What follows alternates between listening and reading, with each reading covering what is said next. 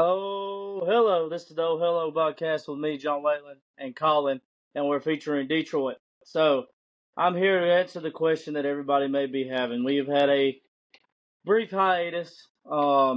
Me and Colin have both been dealing with some personal stuff that we feel that we've had conversations off the air, and we feel like those have been addressed. And I transitioned out of the Marine Corps and had other things happen in life that kept me away for a few months. But week zero is right around the corner, and we are locked, clocked, and dialed. Just plan on moving forward for 3 episodes a week, game previews, game recaps, deep dives. We plan to be on a consistent schedule. I plan on big things coming to the Oh Hello Sports Podcast. Um, New guests, and just studio upgrades, frequent content, the best content. If it's not the best content, I promise you nobody's working harder than us. Um, so I would be hyped if I was you. With that being said, Detroit, you've never been on here. Just tell us a little bit about yourself, why you fell in love with sports, your favorite teams, and your hottest take in sports right now. You had a little bit of backfeed on my end there. If that was referring to me, my hottest take in sports, Michigan's winning it all this year. No. No, listen, to be honest with you, I grew up playing the game. I grew up playing football. I played through middle school, high school. I had an offership for Central Michigan at the Chippewas Fire Up Chips. My love passion really is more towards college based than the NFL, and that stems from my dad. He was always was a diehard football fan. He also worked inside the university, so I had chances early on to meet the likes of Michael Hart. I was able to meet Lloyd Carr, and a lot of Michigan legends early. I've got pictures of me and my dad when I was a kid at Lloyd Carr's house. We did carpet for him. My dad owned a carpet company. So I fell in love with the University of Michigan. Football is just an extra, to be entirely honest with you. But that's really how it came about, man. I just from the time I was a kid and watching the sport on TV, I fell in love with it. And to be honest with you, there's one man, and I hate saying this because I know Colin's going to get a laugh, but Eddie George was the individual Tennessee Titans running back, obviously Ohio State legend. The first player I watched that I was like, holy moly, like this is awesome. So that'll be the only good thing I say about Ohio State today. But yeah, man, that's it, dude. I just from the time I was able to comprehend the game, I fell in love with it. All right, and that means we'll go ahead and I hope Colin can fix this. There he goes. But that means we'll go ahead and get into our. It had you reconnecting on the screen. Huh. But Okay. we're going to go ahead and get into our second segment. Unless Colin wants to add anything to the big things we got planned going for the Hello podcast. Okay, so we're everything that we're doing now as far as podcast goes to kind of like bounce off of what John was saying. It's all going to level up, and it's going to level up very soon. And right now, it's about just being able to record, being able to get the post out there, get you guys to get to know us a little bit and what we expect for the college football season. But as the season goes on, our content's going to get better and better. And I would recommend you just follow along because you want to say you were a part of this from the beginning because we're going big places over here at this podcast. So just join while it's new. All right, so we'll go ahead and go to our second segment. The AP poll came out the other day, and we'll be breaking down the top 10 teams, looking at any risk they may ever have. I won't dig in too deep into this segment because I'm actually going to hit in our next segment. I'm going to hit on 5 of these top 10 teams, and my questions for 5 of these top 10 teams. So I'm not going to get too deep in this segment, but I'll go in the order, and I may get the order wrong. I don't have the AP list in front of me, but I do know Ohio State Buckeyes are the number 1 team in the AP poll, and I'll just leave it at this. They have the highest floor in the country. I mean, I don't see no worse record than 10-2 when I look at Ohio State. They have roster depth. They have a great offense. They are replacing some key draft picks up front defensively. And I believe they are offensively too. You can correct me if I'm wrong, Colin. But Just Carnell Tate. their ceiling is national title. I think their floor is a 10-2 early playoff exit. But I'll get in more to the replacing the key draft picks in the next segment. But that's my thing with Ohio State. I don't think they have. I think they have a very low risk, moderate at most, and that's if everything goes wrong. But yeah, I mean, I don't. That's all I got on Ohio State. If one of y'all want to piggyback off me. Go ahead, Colin. I'll let you go first. I mean, look, we're talking about the Big Ten here, and it's gonna be in the title, so it's like we don't need to spend a ton of time talking about Ohio State right now. But yeah, look, a lot of people are calling for 9-3 and something like that, and I just keep on saying it's just something that I don't think a lot of people can be confident in because that's just something that Ohio State hasn't done in a very long time. Now it could hypothetically happen, but are you really going to stamp that you believe it's going to happen? Um, so my question here is there a team in the top 10 who's going to drop out of the rankings completely? We see it every single year. That's kind of where we were going with this, Sean.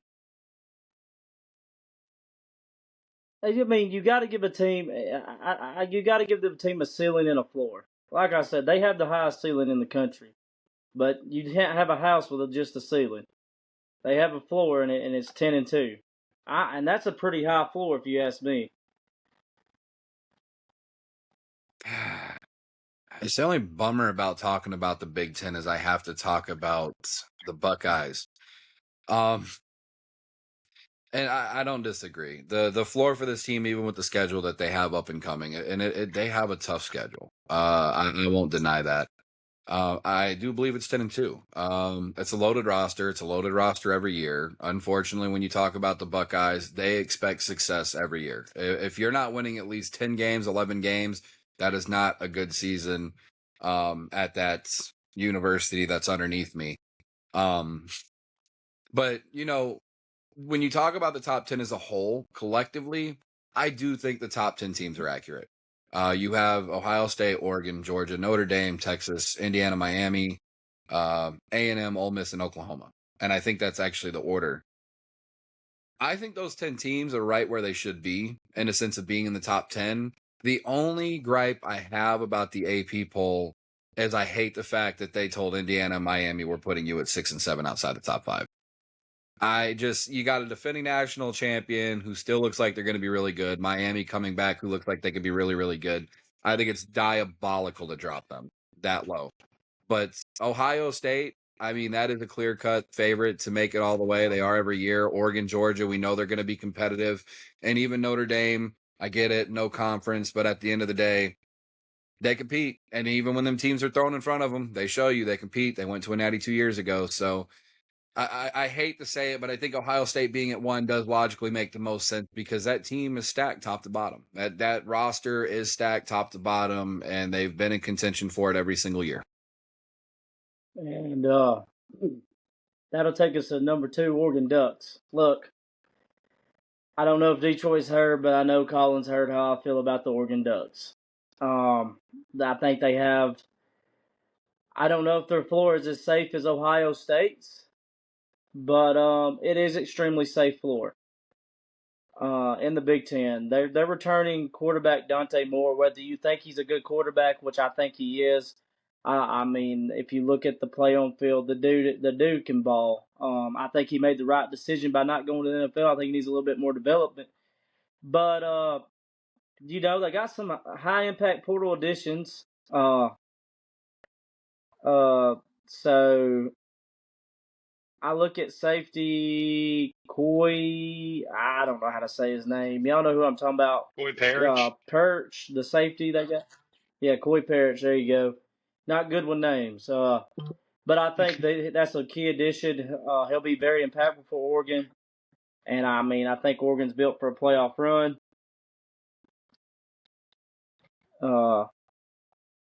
Yeah. Yeah, man. I mean, Oregon. Once again, you're talking about the team. Oh, go ahead, Colin. Yeah, you go ahead. No, Sorry, go I didn't ahead. mean to cut You're you. fine.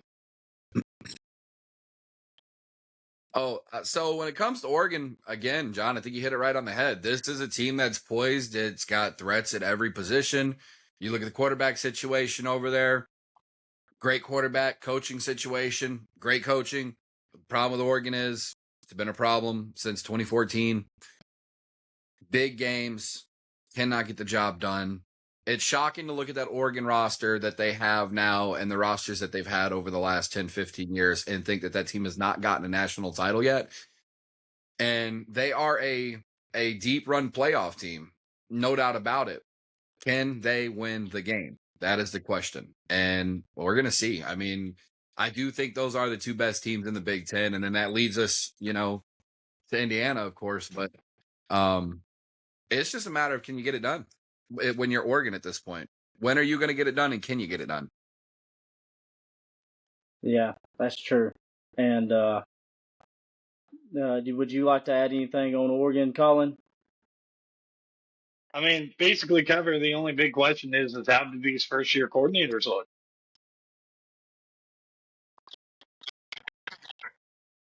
That's a question. Yeah, that's a big question.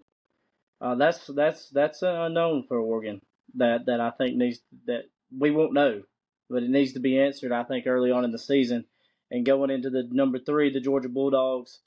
I'm gonna keep this one quick, fast. Like I said, we're gonna go through these quick and fast. It's just our 1 through 10 observations.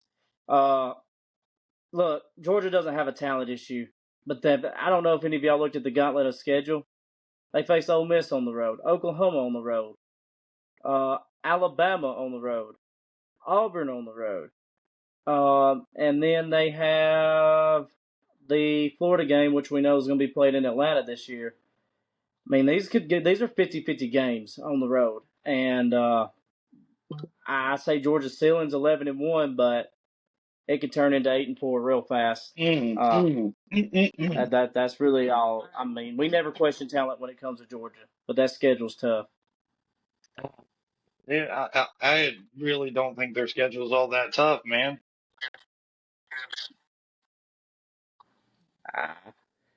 That's a Big Ten homer remark. No, it's really they not. only play 4 ranked teams, though. Yeah. Yeah, I mean, but they play Oklahoma at home. If they only play 4 ranked teams, they're on the road. Well, they got Georgia Tech, but I didn't remember if they played Georgia Tech in AP. What was that? Okay, so they play Oklahoma at home.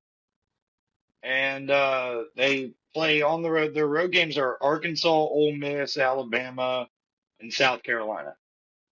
Those are their road games. And then they play Florida and Atlanta, which is pretty much a home game. I mean, no.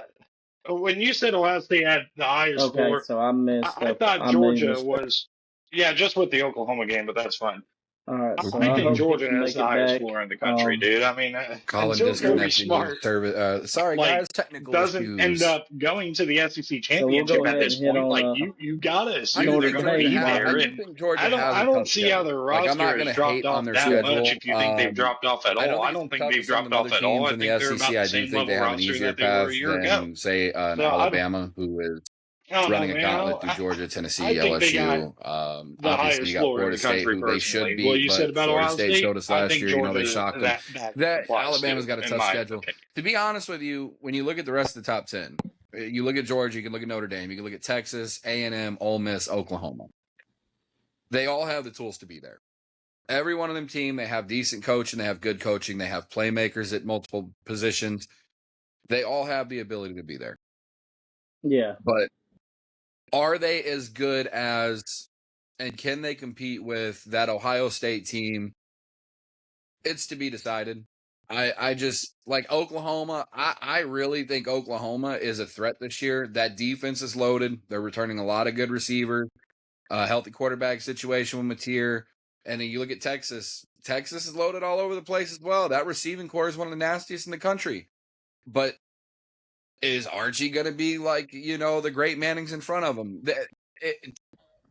The top 10, I think, makes sense. I think those 10 teams are more likely to win the championship outright than any other team that is in the top 25. But I do feel like Ohio State and Oregon, and I hate saying it with Ohio State, I do feel like those two teams are the best teams in college football. So, since you kind of just went over the rest of the pack, I'll go ahead and go over the rest of the pack, and hopefully Colin comes in so he can too. And then we'll get into our unknowns in college football. And which my unknowns actually come with all in the top 10. All 5 of my unknowns I got down.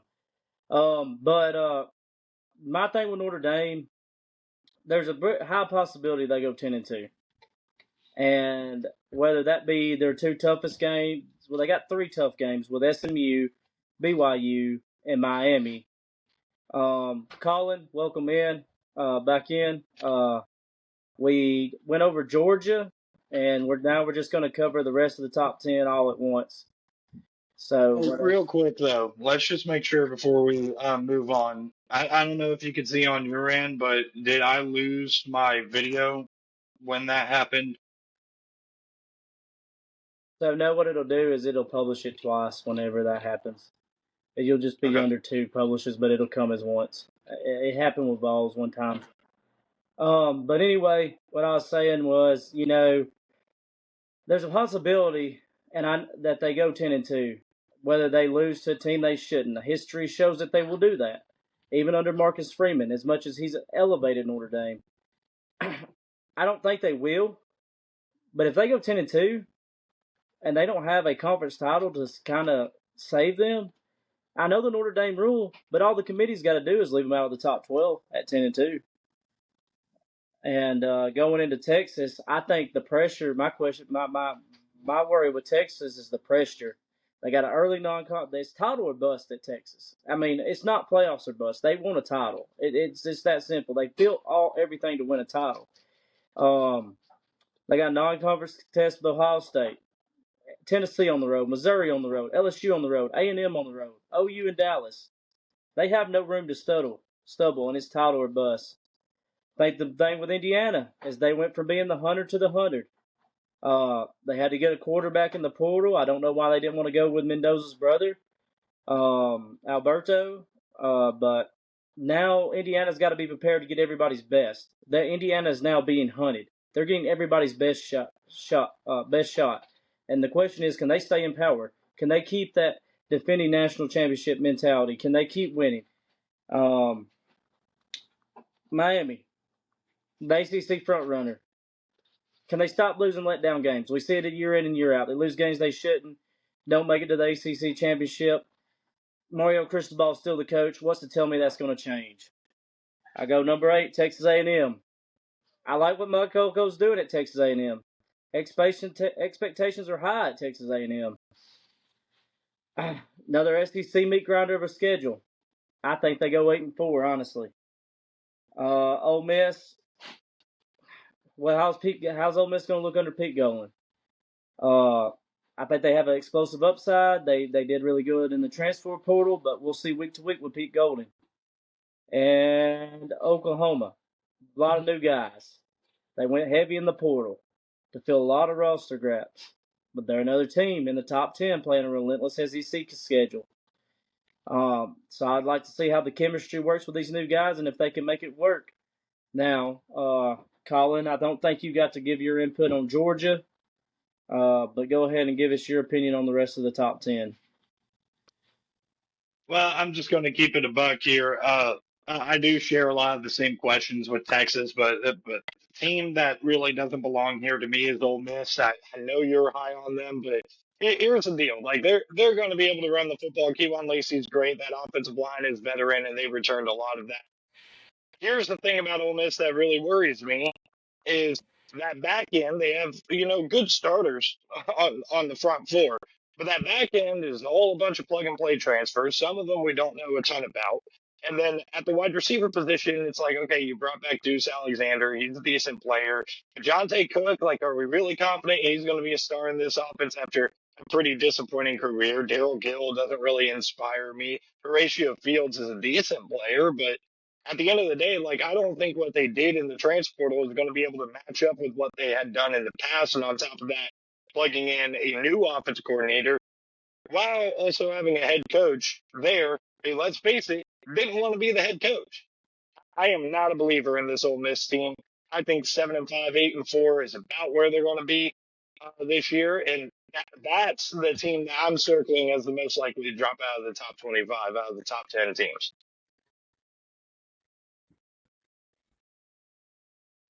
So, I'm not going to dig too deep in that. You know how I feel about Ole Miss, but we'll hit on that. We'll hit on that when we cover Oh our yeah, SEC episode. I just wanted to hit on the AP top 10. It came out. I don't remember. It came out yesterday, day before, just a few days ago. And I wanted to hit on it a little bit. But time for segment 3. College football's biggest unknowns. I actually got 5 questions, and I kept it inside the top 10 for this.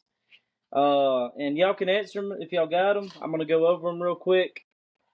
My question number 1 is with Indiana. TCU transfer quarterback Josh Hoover. He's stepping in the shoes of a Heisman winner, Fernando Mendoza. Here's the multi-million-dollar question when it comes to Indiana, when it comes to Josh Hoover. He's got huge arm talent, and he products on the field really well. But I had a lot of turnovers at TCU, and if he can't get rid of those turnover-worthy plays, that's going to be the biggest variable deciding if Indiana stays elite this year. That's one of my biggest unknowns with Indiana and Josh Hoover. I'll go ahead and go over all 5, and y'all give me y'all's input whenever I get through all 5. My second biggest unknown: Texas's offensive line protection for Arch Manning. They could not consistently protect Arch Manning last year. They could not establish a run game last year, which they got Malik Brown and Hollywood Smothers, 2 of the biggest running backs in the portal that everybody was trying to get. And Arch, I think he's a great quarterback. He's shown flashier talent at times than others. But also, you can't blame it all on Arch. The offensive line had ups and down moments. Every time they faced a physical front, they were down. So that's going to determine my question right there. Can Texas make the playoffs? I don't think that's the question. Can Texas offensive line improve enough for them to make the playoffs? That's unknown for me. Ohio State. I'm not going to leave them out, Colin. One of my biggest unknowns. Look, who becomes the guy up front on that defensive line to provide a game-changing pass rush like they had years past? Elite roster Ohio State's ties top to bottom, but I don't see an alpha pass rusher. You got 2 of our guys. I know them very well. Neither one of them are elite pass rushers, unless Ohio State has changed them. But we'll see that against Texas because we got a questionable O-line and a questionable D-line, 2 possible playoff contending teams going against each other. My 4th question: did the Georgia Bulldogs, have a true alpha wide receiver who can win 50-50 balls? That's why they lost against Ole Miss. They didn't have a wide receiver to make a 50-50 ball. Georgia's defense, they always got a high floor under Kirby Smart. But yeah, so I need to see receivers that can prolong a drive in the 4th quarter, that can catch 50-50 balls. Gunner's going to be able to get them the ball. The question is, do they have a receiver? And then my last question, my last unknown for college football, is with Notre Dame and wide receiver separation. Can Notre Dame's wide receiver room get open against elite secondary talent when their back's against the wall? Notre Dame's offense relies on high efficiency. Their wide receivers need to be able to create separation against top-tier programs, and we won't really see that until Notre Dame makes the playoffs. Yeah, we'll see it against Miami. Yeah, we'll see it against BYU. Yes, we'll see it against SMU. But that's 3 games when you're going to the playoffs and you're competing with Big Ten teams and SEC teams that are doing this week in and week out.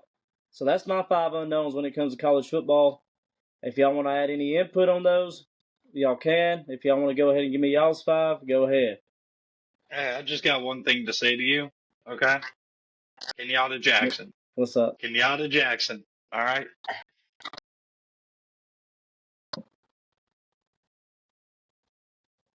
All right, Detroit. Detroit, you got to. Detroit? Did you structure it the same way that I did? I did one team, one coach, one player. No, I went over Oh, I don't and hear him. Do you hear him, John? can you hear me? Yeah, I can hear him. He said he went over. So I went over Oh, I don't know everything, why I can't hear him. I kind of went over everything and just like individualize how I wanted to go about it and go at it with just free form. I'll touch on Ohio State, John. I don't think defense is going to be the problem. I don't think it's going to matter what who's stepping up on the defensive line. My question for Ohio State is simply, can you figure out how to get it done in the red zone? Because last year, that offense, they marched on the field. They marched down the field. They were one of the fastest units down the field offensively. Red zone offense was a big problem. We've seen it against Indiana. We've seen it even with the Michigan game. They really should have thwarted Michigan by 30 plus points, if I'm being honest. And I mean, Michigan got down the field on them. Their red zone defense was phenomenal. My big question for Ohio State is the red zone offense going to take a step forward? Because that was my problem that I had with Ohio State. As for Texas, you said it earlier, championship or bust. Are they going to get it? They have the roster. They have the coaching. There's not an excuse. Notre Dame, I think over the last couple of years, they've shown that, yes, even though we make fun of Notre Dame, getting a conference, play real comp. Historically, it's not like Notre Dame will chicken out. Like, I mean, yes, there's been games that they've canceled, obviously the Michigan rivalry and other games, but we've also seen over the last 20, 30 years, Notre Dame's not afraid to play the likes of Michigan, Ohio State, Alabama, Georgia. And when you look, Oklahoma, when you look at their record against them teams, all I'm saying is it's impressive. Like they don't have a losing record against very many top tier elite programs. As for Indiana, I don't think Hoover's a great quarterback. I think he is a good quarterback, and I think he had a run for his life a lot in TCU. That is not an Indiana offensive line that we've seen under Cignetti. I think stepping into Indiana, he's going to have a lot better protection. I think the weapons are going to be more readily available for him. I don't think he's going to take the step of Mendoza and lead that team to a championship. But I do think they win at 9, 10, 11 games. I genuinely do believe that. Hoover just he can be very bad at decision making, and you're going to get in some of them games where you're going to have a battle with Ohio State or Michigan or Oregon, and you can't afford that. And that was the thing about Indiana last year is when you talk about perfect, everything about that team, any luck of the draw, they were perfect. Last minute plays, perfect. Defensive stands, perfect. Offensive plays, perfect. I don't see that being the case this year. I just don't. Not with Hoover. And I'm not saying he can't get it done, but I don't know, man. You touched on it, the turnovers. My biggest what if, and this is a personal one for me though, and I'll add on this. Bryce Underwood, Michigan, you have wide receivers now. You don't have the wide receivers. You just brought in Jamie French from Texas. Marsh was a breakout last year over there as a freshman. Savion Hyder's coming in. That's a 5-star, number 1 running back in the nation. You have Jordan Marshall returning, who was playing phenomenal football when he came in for Haynes last year after Haynes' injury. Unfortunately, he got hurt too. The offensive line, defensive line, we know University of Michigan, they're always good at developing offensive and defensive line. I'm sure even Colin can agree with that as an Ohio State fan. There's no excuse for you. You have Whittingham, who's an established coach. You have receivers. You have a running back room that is going to be one of the best in college football, and you have an offensive line. Can Bryce take that step forward? That is my biggest question. And yes, I'm a homer. I'm a Michigan fan, but that is my biggest question because you're making potentially $12 million. Now you got to nut up or shut up. I can't wait to touch on Michigan with you a little bit later. I'm going to bite my tongue for the most part, but I can't wait to talk about that a little bit later in this episode. I will. I'll say this: a couple things to what you said, and then I'll give the floor to Colin to talk about his biggest unknowns going into this year. But when it comes to Hoover, yes, the turnovers are a question. But he went from playing at TCU to playing at Indiana, the defending national champions under Kirk Cignetti. We know that he's not going to be asked as much out of him as he was in TCU. So we do know that. But then if he comes into this season turning over the ball, then Josh Hoover, you've been the problem this whole time, and you got a turnover problem. But Indiana wasn't the only team that wanted him, so there's something about the kid. When it comes to Texas, yeah, I think it's natty or bust.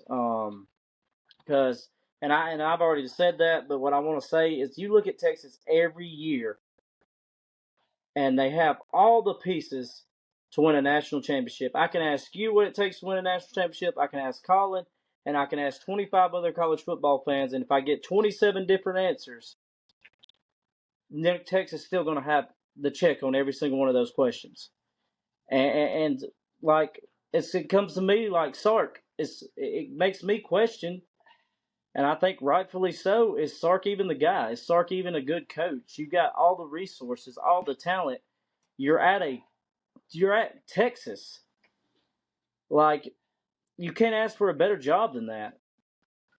And Bryce Underwood and Michigan, that's a very interesting thing. I'm glad you brought it up because I love when people talk about their teams. As a matter of this is a podcast where we're fans and we get to talk about our team. But I'm gonna wait till Colin gets all fired up about it before I even hit on it.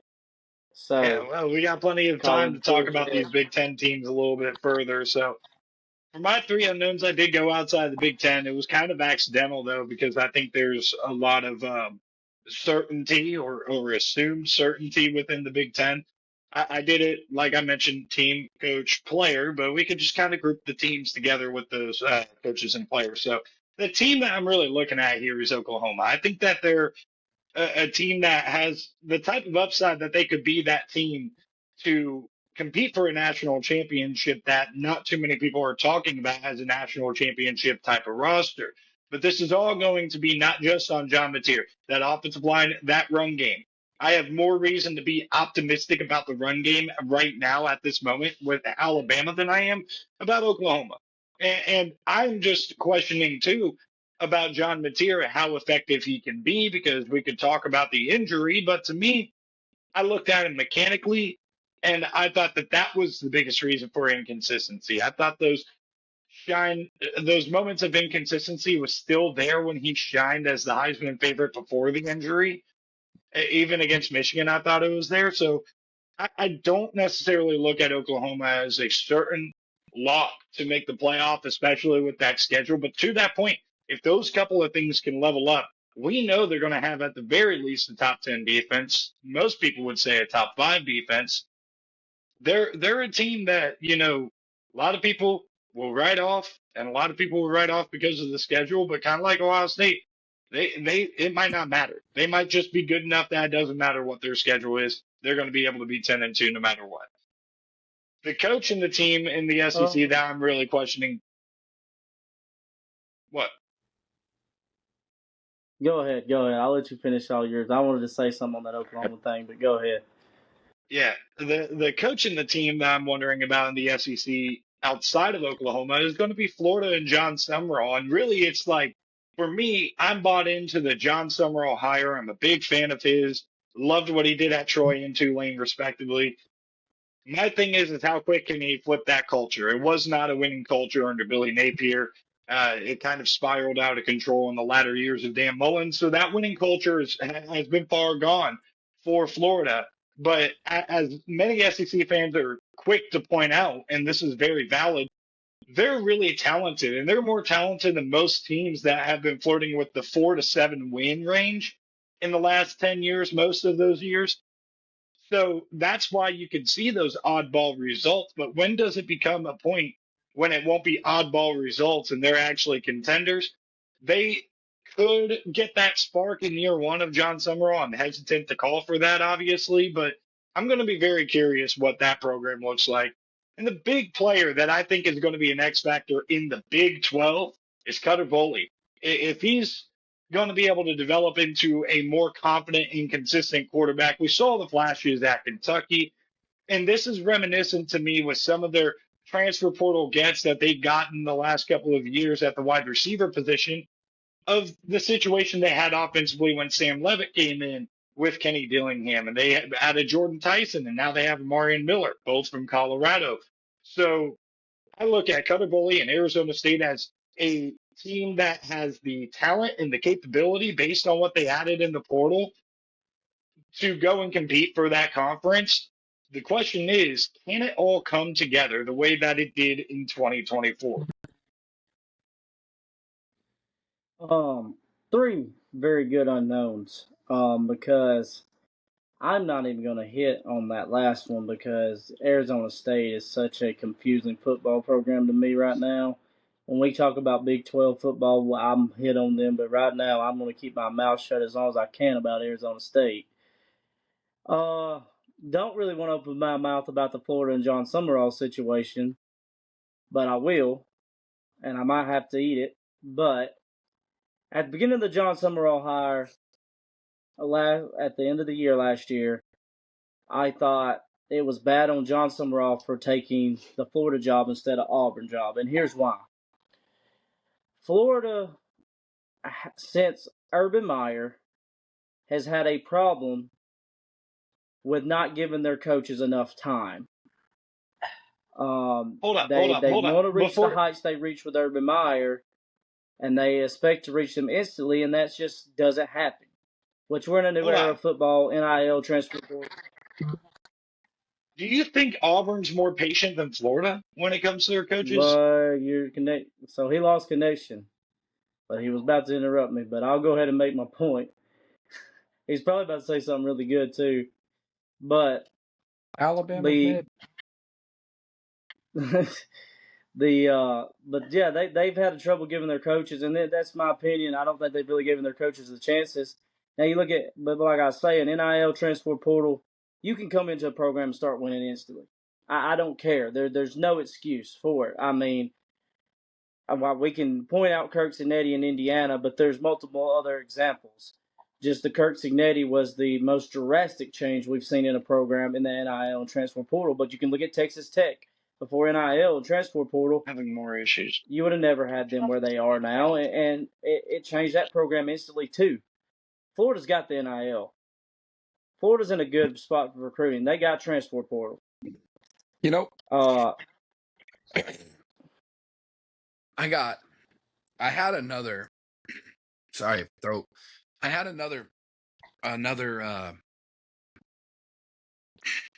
question on another team, and I went strictly on Big Ten because that was the conversation. I'm sorry, unknown. Give me 1 second. My unknown is actually for you, Don. All right. Alabama. That's my big one. Florida. I'm going to be honest when it comes to Florida. I think they're in purgatory. I think they're in purgatory. Like that roster, they've had one winning season in the last 5 years. I think it was only like 7-5. Florida's been in purgatory. I'm more curious about Bama in the SEC than anybody because, and here's the reason why. I've seen Nick Saban go through changes where he loses an entire team, whether it's offensive line, quarterback, wide receiver, running backs. We've seen him come and go at Alabama. All-time great players. I don't have to name them. Clearly, the Julios, the Derrick Henry. I don't have to name them. I look at Alabama this year, and I'm like, running back room seems all new. Quarterback seems all new. Offensive, defensive line seems all new. This is officially Kalen DeBoer's Alabama. You know, the remnants, obviously Saban will always be there. Saban, Bear Bryant, the legend, that'll always be the foundation of Alabama. But when I look at this team, I'm like, this is officially Kalen DeBoer's team. So my big what if for the SEC, and the big one is, are we going to see Alabama take the steps forward or backwards under DeBoer? Because now, you're getting into season 3, I believe, right? Yeah, season 3. And Yeah. I agree with you. A coach is not just going to jump in most cases and do a Signetti, or, do what Signetti did with Indiana. It doesn't happen that often. We know that. I mean, Urban Meyer, I think it took him 3 years at Ohio State. That was already a loaded roster. Again, I hate giving him praise, but Ohio State is Ohio State. And of course, when they come into big programs that are great programs, we see that they're able to sometimes keep that going. But when I'm looking at Bama this year, I'm like, I really feel like this is DeBoer's biggest test. This is his team. Most of this is coming from his administration, under him. Saban is officially yesteryear when you look at that team and the roster and stuff, is what I'm trying to say. So, and I'm going to ask you, if DeBoer takes a step back, if they take a step back, where do they go from there?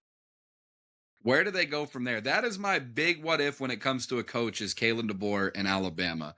Where do they go if he takes the step backwards?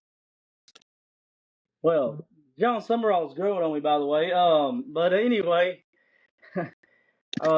yeah, I, Oklahoma, by the way, they look good. They may go 9-3, man. Oh, Alabama. All right, make my fans hate me some more. I think it's questions that you have to ask yourself as a fan.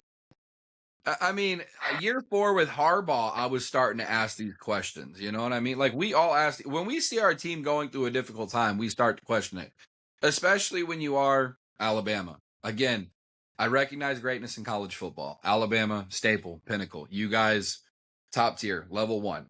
In a league all your own. 18 natties. I think, 40-something conference titles. All-time winningest program. Our second all-time winningest program, top 3 in win percentage. You have a standard, just like those suck eyes down south, that has to be met. And I kind of feel like if Alabama's looking at 3 or 4 years where they're regressing, and I won't say they regressed last year because obviously they won a playoff game, but I feel like if Alabama's one of them teams where, say they were to somehow go 7-5, 8-4, a lot of eyes are going to be on Kalen DeBoer. So, like, I don't see how you make your fans hate you. They got to ask themselves the same question. Like, if we regress, where do we go? So we're looking at a 7-5, 8-4 Alabama season. I don't see that happening. I want to start out by saying that. It's a possibility, though. Listen, I Everything's don't possible. either. I don't want any of your fans on here, Bama fans, thinking I'm hating. I don't see it happening either. I'm just asking the hypothetical. I think we give Kalen DeBoer another shot. I mean, I think we stick with him through his contract because I won't even dig into the details of the roster because I'm really high on that. My question is within the offensive line. I think either quarterback will be successful. Running back room's deep, wide receiver room's deep. Secondary is probably the deepest in the country. Kane Womack's great defense coordinator. But and I think the offensive line will be fixed. I like what Coach Klom's doing down there. But say we go 7-5 and 8-4. Stick with Kalen DeBoer. It was a bad season. I don't think it's realistic, but it was a bad season. I like what he's doing at the program. He's a proven winner. But all that aside, if Kalen DeBoer has a 7-5, 8-4 season with that extension we just gave him, where does Alabama go from there? For one, the AD just lost his job as well for firing this guy that they paid so much money to. And where does Alabama go from there? Who would want that job after that? You got a coach that followed the greatest coach of all time, Nick Saban, and you just fired a guy for having an 8-4, 7-5 season once, who's a winner. He's a winner. He's won everywhere he's went. So, like, I'll even throw in the big names. Kirby Smart, Dan Lanning, Brian Day, Mario Cristobal. Like, why would any of those guys want that job? And then we're looking at lower tier guys after that. And that's not going to fix the problem at Alabama. You're going to go through cycles that you've seen many other college football teams go through after they fired somebody because they didn't succeed as successful as their great coach was. If we go 7-5, 8-4, it sucks, but stick with him. I mean that's the best thing I could say doing forward because I think the worst thing would be do was go with somebody else. Colin, you were saying something about my Florida take, and I think you lost connection. Do you want to hit on that real quick? I was just saying, how are you going to say that Auburn's more patient than Florida? Um, and that's a valid point. You know, the downfall of Auburn was not firing Gus Malzahn, who is a great coach, Auburn guy. He has a retirement home in Auburn. Beside Bruce Pearl now, he works for the university for Auburn now. I forgot what his role was. But the thing about firing Gus Malzahn was they, instead of hiring a home run hire, they hired Brian Harsin. And Brian Harson's probably a worse coach at Auburn than Gene Chizik was. And I know Gene Chizik won a natty, but still one of the worst coaches to win the natty, if not the worst. But I look at them, and then they go after Hugh Freeze, who was a winner at Liberty, but winning at Liberty and Auburn's not the same thing. Well, but that's the thing, though, is they And didn't give Hugh Freeze a ton of time. Florida gave Hugh Billy Freeze Napier more time. Hugh Freeze also had cancer, and his primary focus was not on Yeah. Auburn. He was clean, but though. I mean, I get you. I get your point. I get you, and it's a valid point. I think Florida's I think they have higher expectations than Auburn at the moment, and they don't have a reason to have higher expectations. That's my. I think Florida's capable of much more as a football program than Auburn, in my personal opinion. And we can kind of move on from that. And I'll say this, and then we'll go into Big Ten quarterback rankings. John Summerall's growing on me day by day. He's a great coach, proven winner, and he's growing on me. So with that being said, we'll go into Big Ten quarterback rankings, top 5.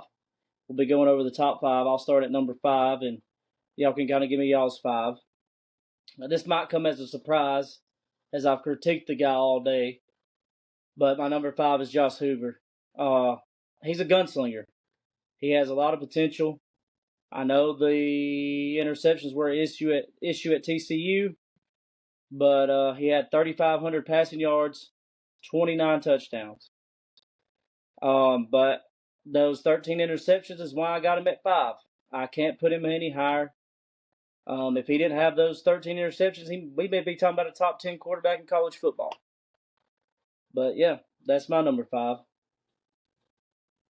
I'm with you on number 5 being Josh Hoover, and it's kind of like, for me, the top 5, it's like, who are you going to put there? If you put Bryce Underwood in there, it's kind of, so this is kind of spoiling what, some of the guys I left out. You put Bryce Underwood there, it's more so based on projection and not necessarily what we've seen. And that's fine to do, but it's also something that, there's reason to pause on that. And then who else are you going to put in there? Nico Iamaleava. I mean, he's got a new coach, new system, should be better in that system. But again, don't really know how that's going to look here.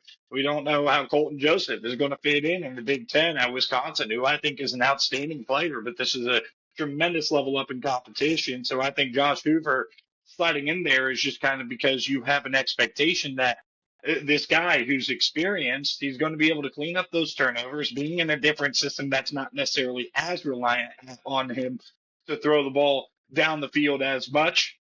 And, I've been critical of some of his things. There are situations in football games where he's feeling it too much. They get off to a hot start or he's got the hot hand and he's throwing in places he should not be throwing the ball into. Double coverage and not reading the defense properly, wanting to get the big play. That's got to be minimized a little bit because when Josh Hoover is on, he is on. And he's got the type of talent where he can be up there in the conversation for the best quarterback in this conference. So does Underwood too, by the way, Detroit. I'm not gonna. No. No, I'm actually with you guys. He's my 5, and I'll touch on this. I think I touched on it a little bit before. This isn't TCU. This is Indiana. This is Signetti. I think this is a better situation, a better system for him to be in. I think the protection is going to be better. I think the weapons are going to be better. And he showed that, yes, the turnovers are a problem, but he's also showed how productive he can be. He's got the experience. He's got the poise. It's going to be hard for him to obviously go up and take Fernando's spot, but I do think that he's going to be a damn good quarterback in the Big Ten, and I've also got him at number 5. Well, that's not interesting when we all agree with each other. We might be right on this if we all agree. My number 4 is going to be, I'm going to mess his name up, but Damon Williams Jr. I think he's the premier dual threat quarterback in the Big Ten. He's a great playmaker. Last year, he put over 3,000 yards in the air, 600 on the ground, 31 total touchdowns, 70% completion percentage. His ceiling as a dual threat quarterback is honestly terrifying. And yeah, he had 6 rushing touchdowns and 25 passing too. By the way, I think he's a great quarterback at Washington. Yeah, I'm not with you on that one. So for me, I mean, we can argue about it. I put Rocco Beck there for. Rocco Beck was a better quarterback in the same conference as Josh Hoover. He's going over to Penn State. He's very experienced, just like Josh Hoover. In fact, I'm pretty sure he's got the most starts in college football, if I remember correctly. And it's not only experience, too. He's got an NFL background. His dad was an offensive line guy, and it shows an offensive lineman in the NFL, excuse me, and it shows on the field that he is cerebral as a quarterback, great decisions. Maybe not the most talent on this list per se, but he is definitely the most quote unquote NFL ready quarterback maybe on this list to my estimation. Even compared to 1 through 3, it's just 1 through 3 have a much higher ceiling than him, and they've also proven great production as well. Jamal Williams, I can't get behind, man, because when I've seen him play against some good defenses, and when I see him play against some average to bad defenses, he is building up his numbers against those bad defenses. Against the good ones, Wisconsin was a solid defense last year, and I think people overlooked that a little bit. He looked like crap in that game. He looked like crap against Ohio State. Looked like crap against Oregon. I'm not on this Damon Williams hype train. I don't think he is that great. Now, also, maybe he would have worked with Lane Kiffin if that would have went through. But regardless, I don't see it with Damon Williams. I got Rocco Beckett for. So I'll say this, and I'll let Detroit give us his number 4. Look, man, I don't hate the pick. I'm still not going to put him over to Mom Williams because just how scary Mom Williams is as a dual threat. But he's definitely in a better situation. He's got Jed Fish. He's at Penn State.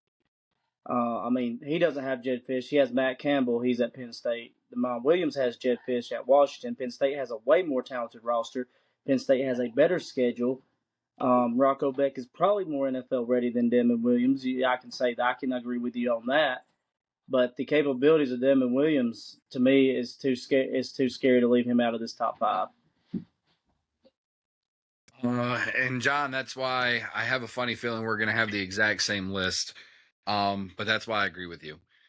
Listen, I will go to Colin's point and say he did not have a great game against Ohio State. He did not have a great game against Michigan. He did not have a great game against Oregon. And he had subpar game against Wisconsin. 3 really good defenses and a subpar defense. Here's the thing. Outside of that, he put up really good numbers. He had really good numbers across the board.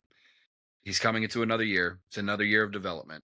I think that's critical. And obviously, we know that's critical for a player. Have that experience under your belt, come into it, learn, get back out there on the football field. The dual threat capabilities of the guy, I think he has the best dual threat capabilities in the Big Ten. And if Washington can play call around his abilities, that's a dangerous team. So yeah, I'm 100%. I'm with you, John. That is my number 4 as well. All right, I'm All right, outvoted. so my number 3, 2-1, we might be right, but you brought up valid points and factual points, and I can see why I don't hate that pick. I don't. So number 3, let No, me just ask real quick. Are we all going USC? I am. Yeah, I am as yeah. well. Yeah, I think that's Okay. self-explanatory. That's the only problem that they have is they have to play defense. That offense is very good. Mavia is a very good quarterback. I genuinely believe USC's offense is a team that could compete. And I'm sorry, I shouldn't have went before you, John, but this is a hot point, and I was talking about it yesterday, and I'm very high on USC. If USC Oh, can figure out the defense, I don't care what anybody says. That is a playoff contending team that could make some noise. And I'll leave it at that. I will leave it at that. I'm very high on USC's offense. I'm gonna save what I have to say about USC for next segment, but Yeah, I will say me this too. about Mavia: 3,700 passing yards, 24 touchdowns, 6 rushing touchdowns. And he also, here's an interesting stat for you, averaged 9.2 yards per passing attempt. How many players do Yep. you know, how many quarterbacks do you know throwing the ball 9.2 yards per attempt? He can push the ball downfield better than anyone in the Big Ten. And he had 30 total touchdowns last year, and he's in Lincoln Riley's system. Mavia will be firing on all cylinders this year. Learned And it with at my number, halftime. I learned it at halftime.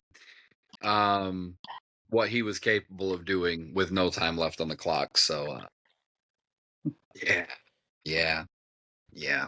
um, and then the number 2, I'm going Dante Moore at Oregon. I I don't see us. I see our 2-1s probably being the same. I know Colin's going to be a homer and put Julian saying one, but rightfully Oh so. yeah, I'll give because him I'm that a one. homer. That's why Julian Sain's number 1. We're gonna do that. We're gonna do that. Uh, Detroit, do you have Julian Sain number 2? No, I do not. I have huh, Dante Oh, Moore well, in my number 2. oh, so we both have the same okay. 2s and the same 1s, I'm assuming. You guys have the same top I'll just 5. say this. Can I You take my guys are number over 1? here collaborating. Listen, can I give the number 1 before anybody? Go ahead. Bryce Underwood. It's Bryce fucking Underwood. Bryce Underwood, baby, number 1 quarterback in the Big Ten, Heisman favorite. I'm kidding. I've actually got Bryce number 7. It's Julian. And I hate it. I hate that I have to give Ohio State credit. I hate it, but we're here. We're doing this. We're having factual conversations, and I gotta leave the homerisms in the closet on this one. He's a dog. But He's a I'll dog. say this. He's a dog. I'll say this about the two guys. Moore, he settled perfectly under Dan Lanning in his system. He put up 30 touchdowns, 3,500 yards last year, 71.8 completion percentage. He's elite contender, man. I wouldn't be surprised to see him in New York. And then when it comes to Julian Saying, we know the 77% completion percentage, 3,600 yards, 32 touchdowns, with a 177.5 QBR. Yeah, dog. And Yeah. Well, that's why, I and mean, that's he's what I got mentioned stacked earlier. offensive room, That's why I and mentioned it to he you earlier, John. You look at that offense for Ohio State, and that's why I said it. There wasn't a faster team up and down the field. Like Julian led that team up the field, no problem. The only time you ever seen them really struggle was in the red zone. And that came, I mean, there was kind of glimpses of it early on. I know we've seen it a little bit with Michigan. We obviously seen it with Indiana. But Julian, from the second he stepped on the field, and he had to obviously do what he did with Texas, against Texas, he looked like he was ready. So he looked like he was ready. His confidence was there, and he looked like he was ready to go. And yes, he's got an amazing receiving core. Yes, they have a great running back core. Yes, obviously the offensive line is great, but that doesn't diminish saying. And I hate saying it. I do, because as a Michigan fan, I never want to give that sorry program down there any credit. But saying is, no, he's that guy. He's really that damn good. So that leads us into our fifth and final segment. And Colin, he lost connection before he could glaze saying. Well, But he'll be listen, back I right mean, trying when to he gets glaze him. back, we gotta let him talk about his quarterback a little bit. But I don't know I don't think there's anything else he could say that we haven't already said. But I'm gonna save. So I'm gonna go ahead and give. What I'm gonna go do here is I'm gonna go ahead and give my Big Ten title game. But I want us to save our champions to the very very end. But Oregon versus Ohio State. Um, and I'll say, I'm very high on Oregon, and I just think it's Oregon and Ohio State, man. They did really Oregon did really well in the transfer portal. They got a good number of players returning. I think their defensive line group as a whole is probably the best in the country. Dante Moore is going to do nothing but elevate his game. And who's to say he doesn't elevate it and end up being better than Julian Sayin? I don't think it's going to happen, just based off because Julian Sayin is going to elevate his game as well. But I'm really high on this Oregon team, I'm really high on Dan Lanning. But like we said earlier, or I think Colin said, the coordinators are a question. But yeah, that's my Big Ten matchup. Colin, welcome back. We I'm will so let you sorry, by the glaze. way. I didn't know what I was getting into. New setup and all this stuff. We're gonna get it fixed. I promise that. It's all right. It's one episode. We improve every episode, but we're into our fifth Hey, segment Colin, for it's Big like Ten I said, predictions. I don't even have a stand set up because this was last second for me as well. I'm just happy to be here.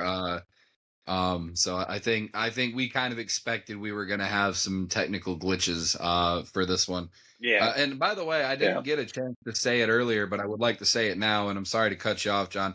I do appreciate you having me. Um, I appreciate you having me on and reaching out, and I definitely would enjoy to make this a consistent thing to come on and obviously go over this with y'all because y'all know I'm a college football head. It's my thing. But go back to what you were saying. I wanted to put that in there real quick. Well, Yes, I sir. appreciate that, by Yes, the sir. way. Yes, sir. I appreciate having you on. We've had conversations on TikTok Live. If you're not following this guy, it's Detroit Finest on TikTok Live.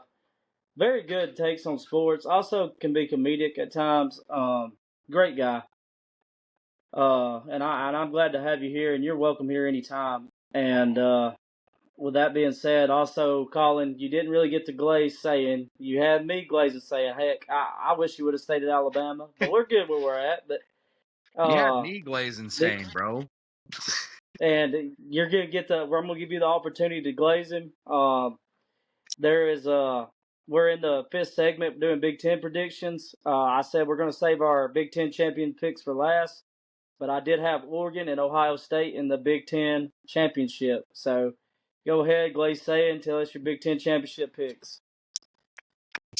Well, look, when it comes to Julian saying, man, I just think a lot of people give him a little bit too much of the flack for the playoff and the Big Ten championship and what happened. I really think that was a dysfunctional offensive system that he was in. And look, the under pressure stuff, that is something he's got to get better at. But in a way, like Dante Moore made more mistakes in those bigger games, those two games against Indiana, and even in the Texas Tech game, he didn't look great.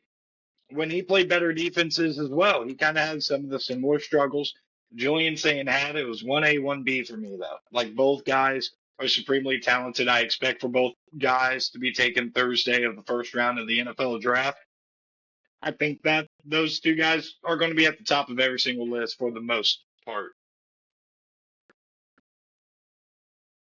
Um, now, Yes. So oh, Are we predicting Big Ten championship game?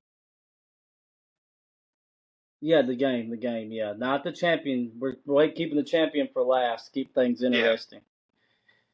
Well, I got Ohio State and Indiana. Um, I think all three, Ohio State, Indiana, and Oregon, are going to go 11-1, have one loss in conference. And ultimately, if Ohio State were to lose to Texas too, that would remain unchanged. So, and the tiebreaker scenario would basically be I have Ohio State beating Oregon head to head, and in Columbus, and Indiana beating Ohio State. So Indiana would be the one, Ohio State would be the two, Oregon would be the three. That's just kind of how I have it slotted. So, anyway, going into our Detroit. Go ahead Y'all with make me your. sick. Y'all make me absolutely sick to my stomach with all this Ohio State glaze. Listen, it's clearly, very clearly, Michigan. Anyways, listen, I hate it, but yeah, I've actually got Oregon, and I got Oregon and Ohio State. I think Indiana does take a step back. I don't think Michigan, with being on the road in Oregon, hosting the defending national champions, being on the road in Ohio, those are tough games. We obviously have Iowa as well. We're back to Penn State. I don't think that team's quite there to make that run yet. I don't think Iowa's quite there to make a run yet, especially new quarterback. The defense is great. I think there are teams in the Big Ten that can compete, but none so with Oregon and Ohio State this year. I think those two are the two best. They got the two best coaches in the Big Ten. Arguably, obviously, I know Signetti's up there, but having the two, in my opinion, best coaches and best teams all around in the Big Ten, I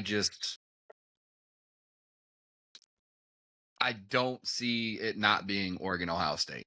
I just don't. I do think Indiana is going to be a great team this year, but I don't know that they repeat that success, especially with a new quarterback at the helm. They lost some key pieces. I understand transfer portal, they did a lot, but those two rosters look like two of the most complete rosters in all of college football. And to be entirely honest with you, it would not shock me if we've seen Oregon and Ohio State in a national championship game this year.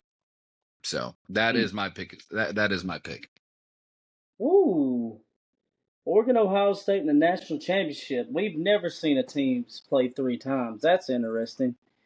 Um, but when it comes to college football playoff picks and contenders in the Big Ten, uh, I got Oregon. Uh, I like what they're returning. I like what they picked up in the transfer portal. I like Dan Lanning. I like the defensive line. I like Dante Moore. I like the team. I've went over it with Colin 100 times. I've said it in lives. I love this team. I think this is a very complete team. When I look at the college football as a whole, when I look at the Oregon Ducks, and I have the only questions I could come up with them is how are the new coordinators going to fit in the system? But Dan Lanning hired in house. They know the system very well. Then the Ohio State, they're favored. They're number one in the AP poll. Their running back room's four deep. Any four of those guys can be starters. They got Jeremiah Smith. We know what he's capable of. They got Julian Sayin throwing to Jeremiah Smith. Uh, in Indiana, the defending national champions, they'll be back in the playoffs. I look at Indiana and they're a complete team as well. I don't have any questions. Their receiver room is great.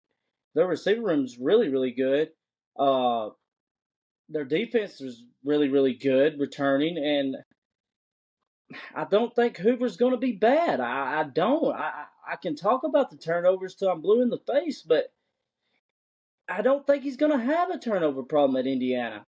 And then the contenders I got on the outside looking in the top 25, maybe going. I could see it. I'm gonna be honest. I got Penn State going 10-2. I like their schedule. I like Matt Campbell. I like the players he brought in. I like Rocco Beck. I can see them going 10-2 with their losses being to USC and Michigan. But I see them being a weak 10-2 team due to their weak Big Ten schedule, and I don't see them being in the playoffs. I see them being a 10-2 team on the outside looking in.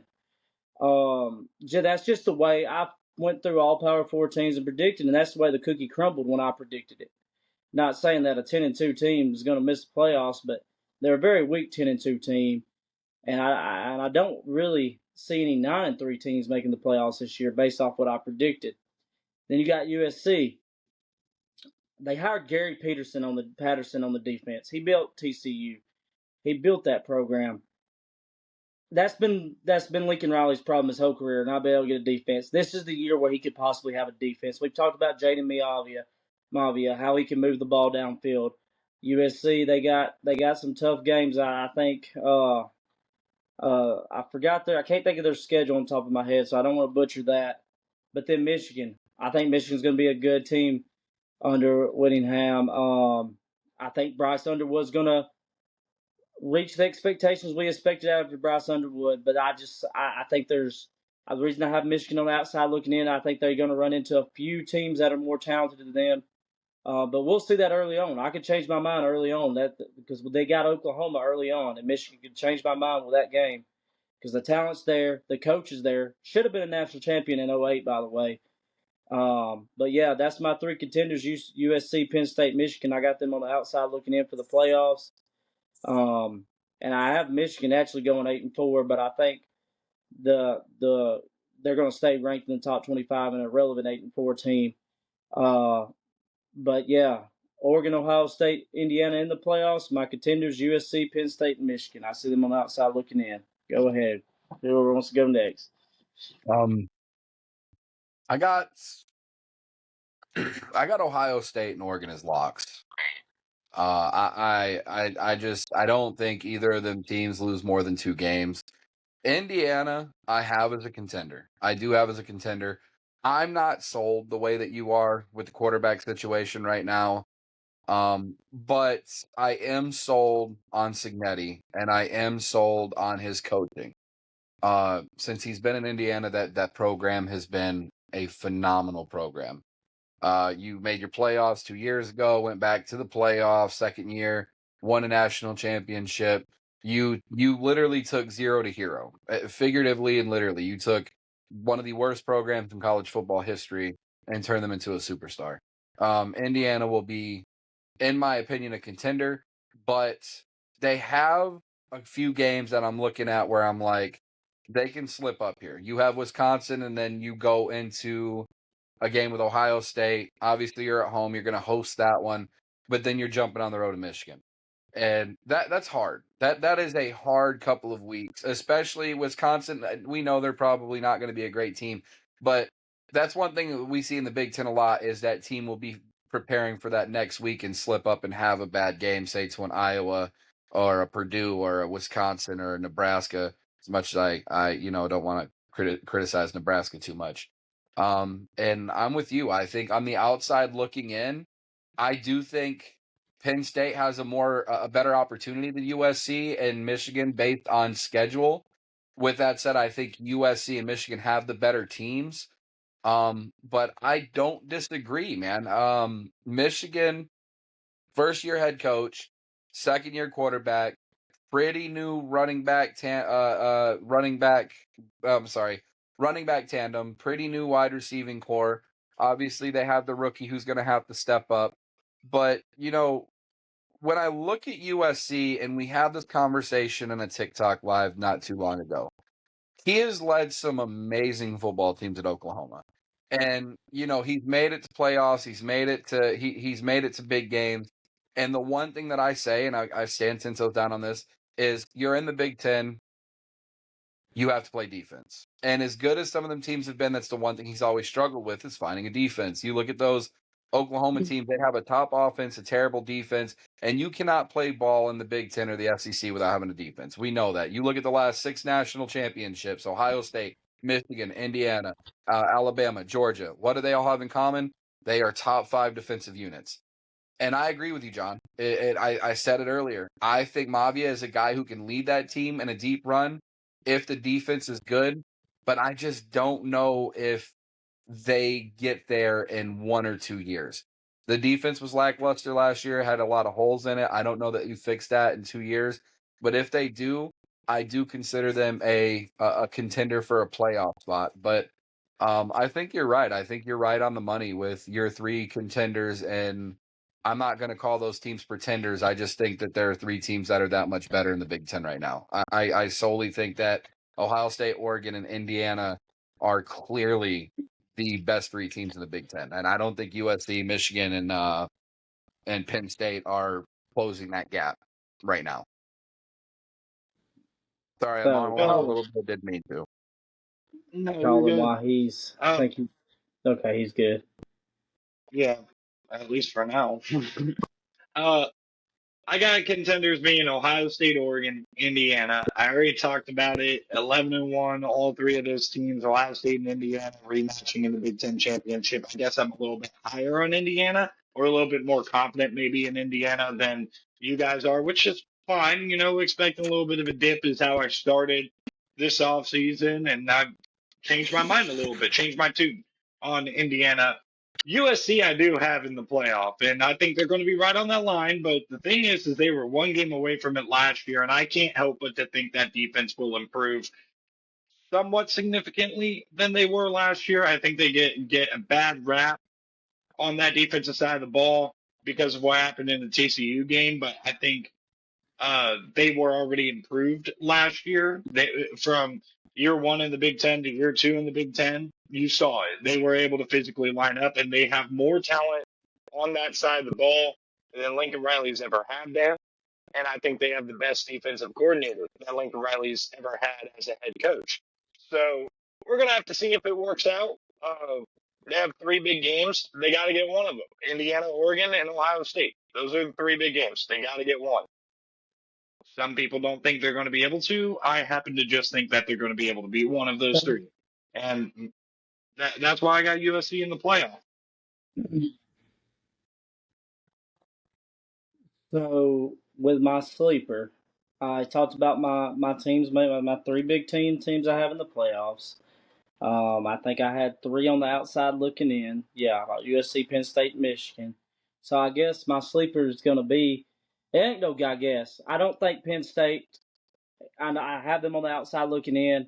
I don't think they're going to be the team that makes a dark horse run. Michigan, I don't think they'll be the team to make a dark horse run either. Uh, but when it comes to USC, I don't think they win any of those three games. I'll start out by saying that. But they have the most potential to win some surprising games like that. With Jaden Malavia, with Lincoln Riley, with Gary Patterson. Like I've already talked highly on them. I'm not going to go into it too deep, but I will say one thing that I didn't hit on with USC. Lincoln Riley hit that portal hard. He got up front. That front seven is going to be dangerous. And they got Gary Patterson, and now it's just going to be dangerous. I just don't see them winning any of those three games. I think all three of those teams is more talented than them, as high as I am on USC. But if I had to pick a sleeper, USC in the playoffs. You know what? Alabama's going 0-12. I heard what you said about Michigan, and that's upsetting to me. I think USC has a better chance out of my three contenders. Obviously, I don't hate that. They beat us last year at their house. I agree. They got talent. My sleeper, and then obviously Colin lost connection. I was going to wait for him to go, but my sleeper is, and no, I'm not being a homer when I say this, but I genuinely have Michigan as my sleeper. And I can name 100 reasons why that go against me being a fan, but I'll name 3. Whittingham coming over. He built a great program at Utah. He's coming into a program. They have the defensive pieces. The defensive pieces have never left. Michigan's defense was still a very good defense. And I think he'll be able to coach that system a lot better. When you look at Michigan, people are like, "Oh, they were so terrible last year. They were so terrible last year." They were 9-3. They were 9-3 in a 9-point loss to Oklahoma on the road, a game where we did get mollywopped by USC, and a game where we could have kept it close against Ohio State, but they stopped us in the red zone 4 freaking times. And, 27-9, I think was the final score of that game. but obviously Ohio State was a better team.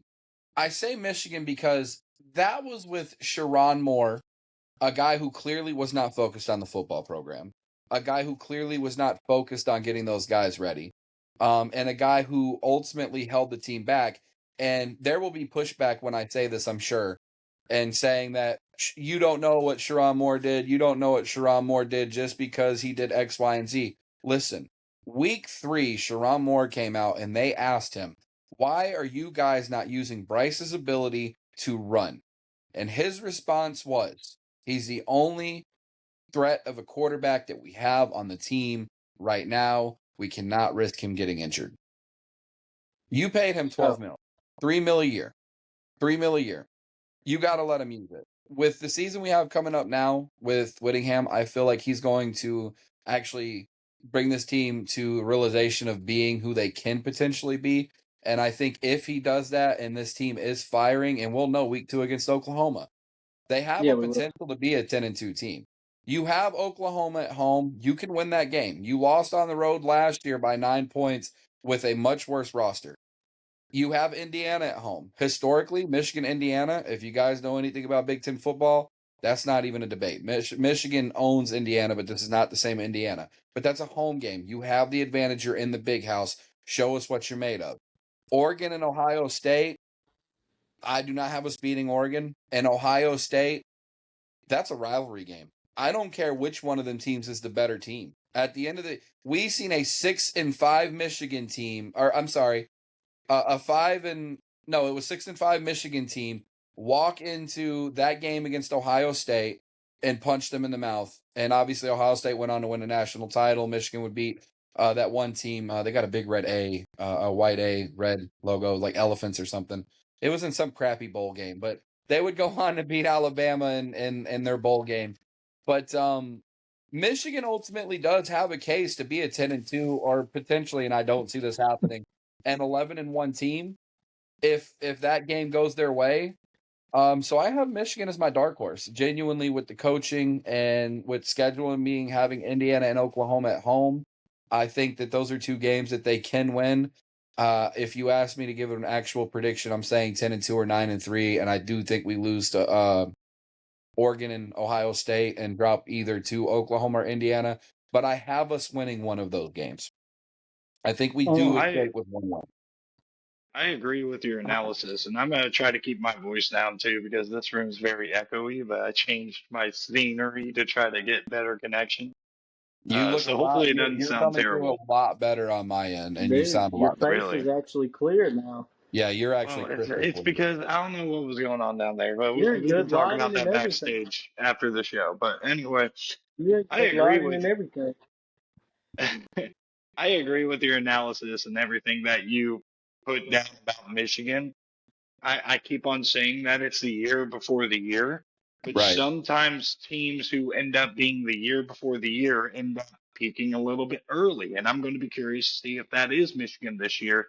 Mm-hmm. And it worries me as an Ohio State fan too, because like we're going to play them maybe at the worst time to play them. I'm just hopeful that we prioritize the game more. I mean, it sounds like we do, but And yeah. and I don't disagree with your analysis on Michigan either. Could beat Oklahoma. The Ohio State game is the Ohio State game. No explanation needed. Mm-hmm. Uh, could beat Indiana at home. Michigan's got the talent to do it, but I'm just more higher on USC. And I don't Um, hate that. I don't see them winning those 3 games, and that's why I kind of have them on the outside looking in. But man, it's so hard for me to leave USC out of the playoffs. And John, I don't disagree with your analysis either on USC. It's like we talked about, and I gave the praise earlier. I was not kidding when I said Mavi in that offense, that is an explosive offense. If they figure out the defense, that is a playoff run team. They are a legitimate contender if that defense can take a couple steps forward. You're not going to get a disagreement out of me with that. I think USC 100% is a contender if the defense steps up. Just like I think Michigan is a contender if Whittingham can bring the aggression he had at Utah to Michigan and his ability. Penn State, even if they go 10-2, I don't think they're a contender. I know you mentioned them, and I wanted to go on that real quick. I think they do have the capability of going 10-2 with the schedule that they have. But even if they do, I think that's a first round exit. And So Colin, their Colin's finally crystal clear. We've got Colin in the voice. Everything looks good. So I'm aching to hear his outsider. Come on, Colin, tell and us straight. It's Michigan, right, Colin? Well, how I see the Big Ten, it's not. And the biggest reason why is because how I see the Big Ten is like, if because of the nature of their schedule, if Penn State were to get in the playoff, I don't think anybody would be surprised. And because of all the talent that Michigan and USC have, respectively, like I don't think anybody would be surprised if any of those teams are able to get into the playoff. And I think that when we go and talk about these other conferences in college football, the ACC, Big 12, and SEC, when you get into the sleeper teams in those conferences, you can kind of like see more of a path for those outside teams that people are not even considering in the first place to make the playoff. There's definitely more paths there. It's more wide open for teams to have that opportunity in other conferences. So I'm just kind of like looking at the sneaky teams. I think Wisconsin, with the conference schedule that they drew up, on top of all of the change that they had with Jeff Grimes as the offensive coordinator, Colton Joseph coming in at the quarterback position, I think their defense is going to be really solid again, like they were pretty much for the most part last year. I think that Wisconsin could be a sneaky good team. Like I think 7-8 wins is definitely on the table, and you never know. I mean, in games like against Iowa, for example, they got embarrassed against Iowa, but to get that level up at the quarterback position, they're going to be more competitive in those types of games. Where if they can get them to one score, who knows? Who knows what can happen? And then UCLA is not a team I expect to compete for anything in year one under Bob Chesney. But boy, I do not I do not envy the fact that you guys have to play them the week before Ohio State, Detroit at all. That's going to take all of your attention. And I'm not saying they're going to win. I'm not calling that, but I would not want to see UCLA late in the year. That's something for USC to keep in mind too. Mm-hmm. so Yeah, especially with that game. Hey, John, do you mind? Can we do a? Because he mentioned something and he said two things in the same sentence that made me think about something. Iowa quarterback. I want to do a what if segment real quick if we can, John. but We know. I want to I'll say do it this afterwards. I'll do it afterwards. we can hit on it. I just wanted to say something about UCLA. I actually have them going 9-3 under Bob Chesney. I'm very high on Bob Wow. Chesney. That's Then why disgusting. weren't they your sleeper team? Because nobody. Maybe I'm wrong about USC, but I don't think a lot of people are. I mean, us three have been high on them, but I don't think the rest of the college football world is talking enough about USC. In I an think they're analytics sense, more they're not. popular than you think. In an analytics sense, they're not because nobody thinks USC's defense is taking that step forward. Like in the Big Ten, most people have USC being fifth, fourth or fifth. So like nobody ultimately is looking at them as the contender. And when I say a dark horse, I genuinely mean if USC's defense takes a step forward, that could be your Big Ten. That could be a team in your Big Ten championship game. Like when I'm saying dark horse, I don't look at them as they just get a shoe in dark horse. I look at them as this team is a legitimate contender dark horse to go and make a deep run. That's why I put them. I think it's avid to say you're dark horse, John. So when it comes to my pretenders, I got Washington, Iowa. I look at this top 25.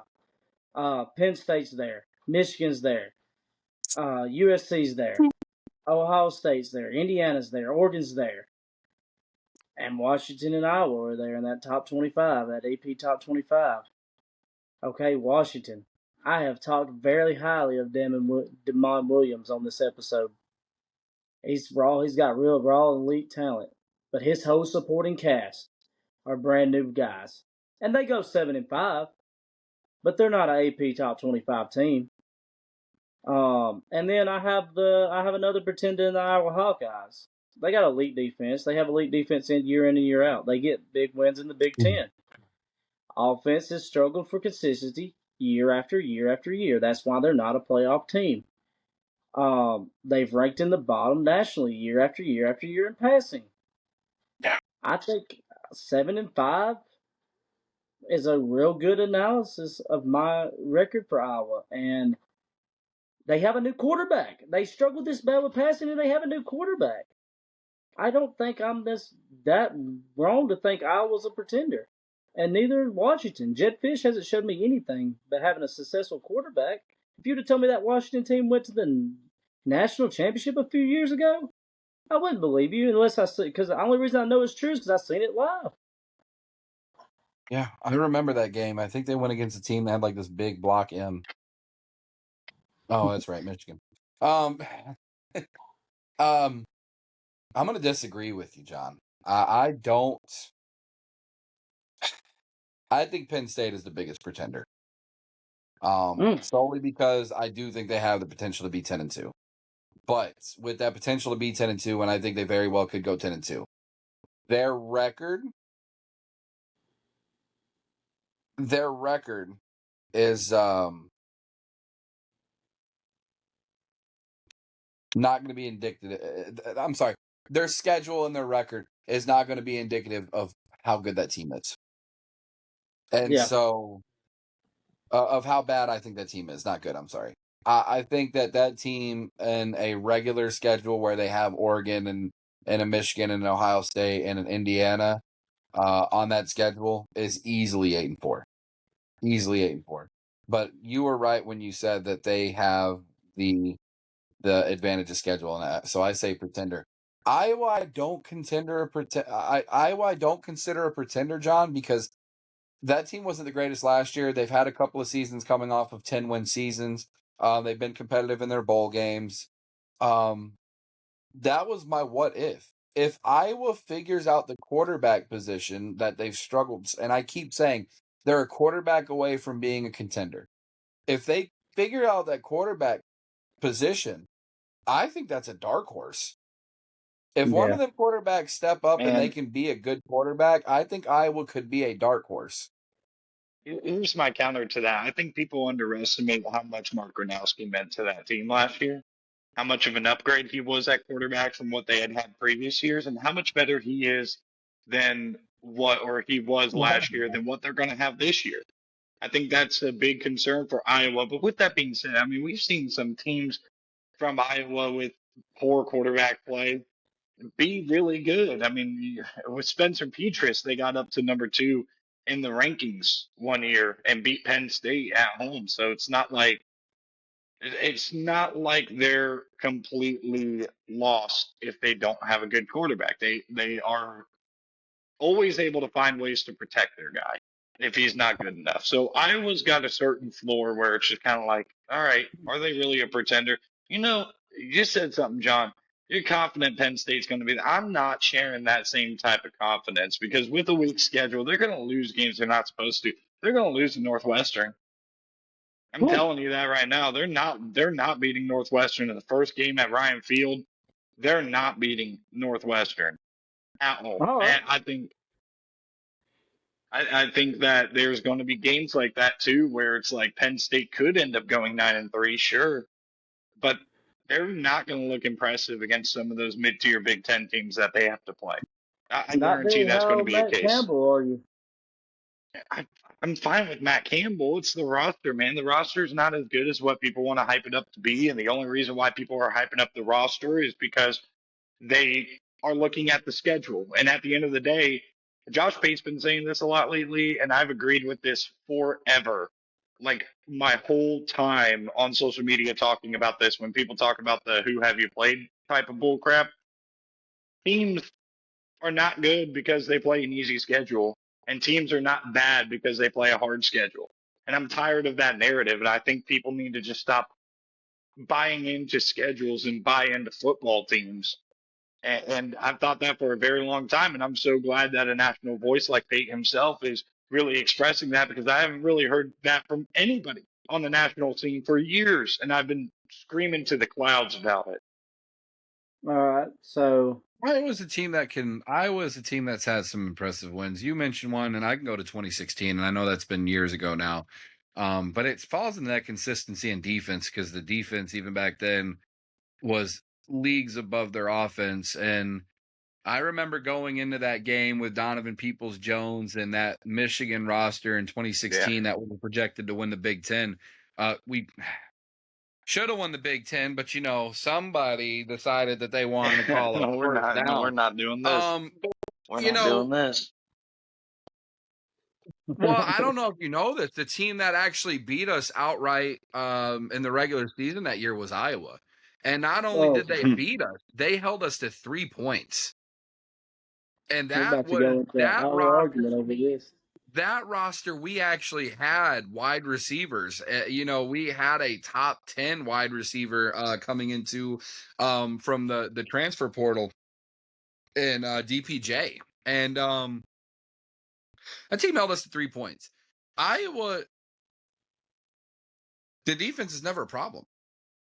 And I genuinely will stand 10 toes down and say, I agree with Colin. If Iowa figures the system out offensively, that team is going to make a little bit of noise. They have the potential. It's just like you, John, with USC and the defense taking a step forward. If Iowa could figure that offense out, they're taking a step forward. That team is legitimate. Like, that team is not a joke, especially when you're out on the field playing that defense. They're going to make you work for a win. They might only score 10 points, but I promise you, they're going to make you work your ass off to get to 11. Hey, one of my favorite games of last season, they should have beat Oregon. They should have beat Oregon last year. They should have beat Indiana. Realistically, they the Oregon more so than Indiana. But yeah, both those games were right down to the wire. And that's kind of the testament to their offense leveled up last year, in my estimation. And Gronowski meant so much to that team, and it's going to be hard for them to be able to replace that type of production, and specifically what he did in short yardage. Was it them that beat Vandy? Yeah, in the bowl game. Yeah, they did. And that's and that that production right there. I seen a stat a couple years ago. Maybe it was last year. Maybe it was the year before. They had 3 or 4 total passing touchdowns in a whole season, and they were one game in, I think and that already was 23. In 24 they had 3 passing touchdowns in their first game, and they were that already eclipsed their total from last year. Their That's why they had to go and get the FCS Heisman. And I'm telling you, man, I genuinely believe Iowa has the magnitude to be a good team. I think they got to get the fuck out of 1895 with the offensive play calling. That doesn't work in today's football. They have a very, very, very vanilla. It's almost like a practice squad offense. You know what I mean? Like the way that they run their offense. It's almost like a practice squad offense. But I genuinely do think that if Iowa can take a step forward, just like offensively, like USC defensively, they're not a team to sleep on. And we've seen it. They've came into Michigan and gave us a game. I know that they've given you guys games in the past. We've seen them upset by 31. Yeah, right. So I can't call them a pretender, John. I'm sorry. I can't do it because the defense is there. It's just the offense is grasping for straws so fucking much. But Washington, I agree 100%. 100%. Yeah, Washington I didn't even touch on, but I agree. I had 2 written down. It was Penn State and Washington. I got Penn State and Washington as well, Colin. So I just think we went into a little bit of a disagreement there with Iowa, but it's okay. Bottom floor, man. We didn't disagree. You were just wrong. Wow, I didn't say that. I didn't say that. I would never agree with an Ohio State fan. I think, my thing is, I'm not saying they're a bad football team. They're just not top 25 worthy. I have them going 7-5, which with some really good significant losses. Hey, it could happen. It could happen. But when I look at the bottom of the barrel, I know I'm going to get some disagreement with Colin.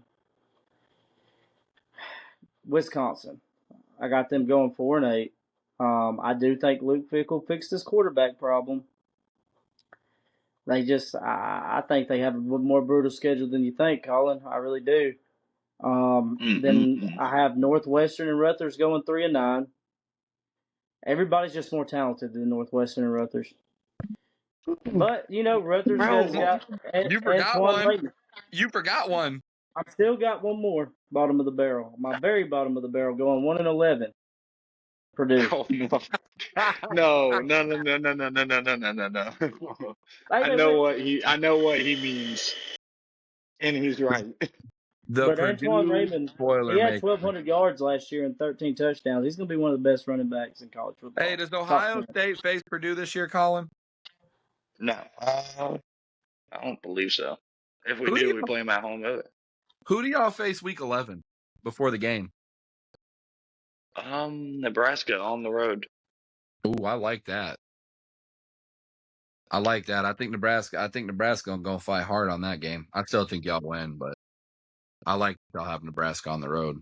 Well, I appreciate this about Ryan Day. That week before, he usually doesn't struggle too much. There's He one year doesn't. we played Maryland in 22. That game was a nutty game, but outside of that, he doesn't really struggle before the game. Well, He struggles Maryland, in yeah, the game. you're talking. Well, if you're talking 22 or 23 with Maryland, that you got to also remember. Yeah, Hell, was that when they had they gave you guys a game the next year. yeah, Tagovailoa when they had Tagovailoa, Yeah. they traded blows with us. We could not stop that man. He was carving our ass up in that game. Hey, we were in the same boat in 22. Couldn't stop them. It took a block punt to really change that game. Didn't y'all do a similar thing with Wisconsin in that same year where you had a rough game, a tough game with Wisconsin, and then I think we beat Wisconsin on a pick, on a game-ending pick, on a game-sealing pick. The Kyle McCord year, we freaking struggled against Wisconsin. Yeah. No, the Big Ten is interesting. The Big Ten is very interesting this year, top to bottom. Especially when you get into the middle of the rung to what John was talking about when you talk about your Penn State and your USC and your Michigan, and I put Iowa up there. Genuinely, I know John's not as high on them as I am, and maybe as you are, but when I look at Iowa, I look at the reverse USC. I look at a team that your defense is already there. You don't need to fix that. You just need to flip your offense, and that's a team that's a scary team, and I think we face Iowa this year.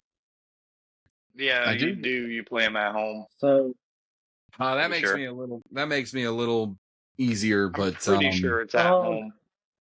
John, look, bottom of the barrel. When you're talking about that, how can you say bottom of the barrel without Michigan State? That's the first thing.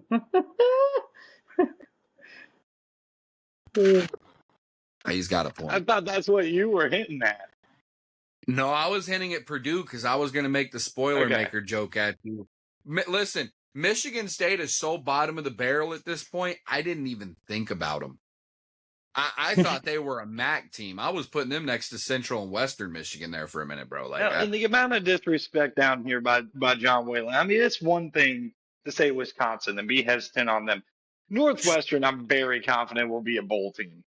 I'm very confident in Northwestern. Chip Kelly's over there. Aiden Child, see what he can do with him, and as a protection too, bringing in Nico, drawing a blank, Marshall from West Virginia. That kind of sets a floor in that quarterback room too. Griffin Wilde's back. They're going to be able to run the ball. They always play great defense. David Braun's a great coach. Northwestern is going to be a bowl team to me. I didn't put them as a sleeper, but 6 to 8 wins is definitely in the realm for Northwestern. Michigan State's at the bottom. Maryland's at the bottom. I think this is the year that they fire Mike Locksley. so And Purdue, I agree with. Michigan State, if Michigan State once again goes 3-9, 4-8, I'm gonna start a petition to replace Michigan State with Western Michigan.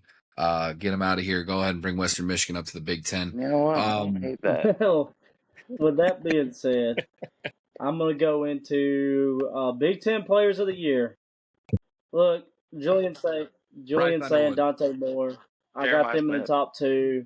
I mean, I don't have them Player of the Year, but there's your two obvious quarterbacks. Player of the Year, I look at Antoine Raymond. I think he's going to have a big year, be a top 10 back in college football.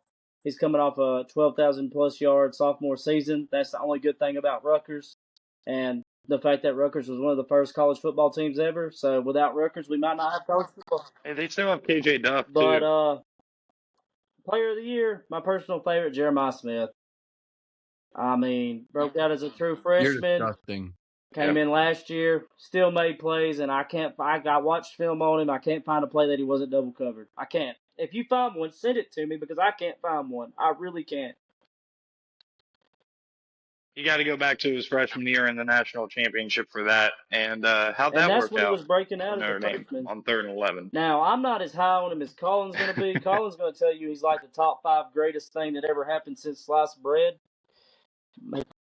He's the most talented receiver we have seen since Julio Jones, and I don't get why that's controversial to some people. He just We're is. not going to go I down don't. that I, rabbit I don't hole agree. today. I don't even think he's your most. I don't even think he's your best. I don't even think he's your best Yeah, receiver. Detroit made a video about that He one is. time. He made a whole video about I it promise you, he on is. TikTok. He's better than Garrett Wilson, better than Jason, certainly better than that Bus Marv. I'm gonna tell you right. I'm gonna tell you right now, and I swear by this. I'm holding you to this word, and I'm gonna clip this exact part of this exact segment in every TikTok we've done in between where you've said that. And I swear to you, if he has a down season and doesn't hit 1,000 yards, I'm coming at you with pitchforks. 1,000 yards, man. I'm coming at you with razor blades and lemon juice. No, I'm kidding, obviously, but he's definitely talented, man. He's definitely talented. But you know, that's crazy, man. You were so high on him. You were so high on him. Yeah. I got you know that he's basically going to rewrite the record book when it comes to career yards, touchdowns, and receptions at Ohio State, and he did it in 3 years. Ibuka did it in 4. He He's did a it in unit. 3. He's a unit. I won't lie. John, if you were done with your offensive player of the year, mine is actually Moore. I think Moore is going to have. I do think Moore is going to have the best numbers out of any player coming out of the Big Ten. And to be honest with you, I've got him as my way too early, and I don't know if we're doing the pick today or when you guys plan on doing it. But with that being said, on top of offensive player of the Big Ten, I think he's probably going to be. I think he wins the Heisman Number this 1 year. overall pick next year.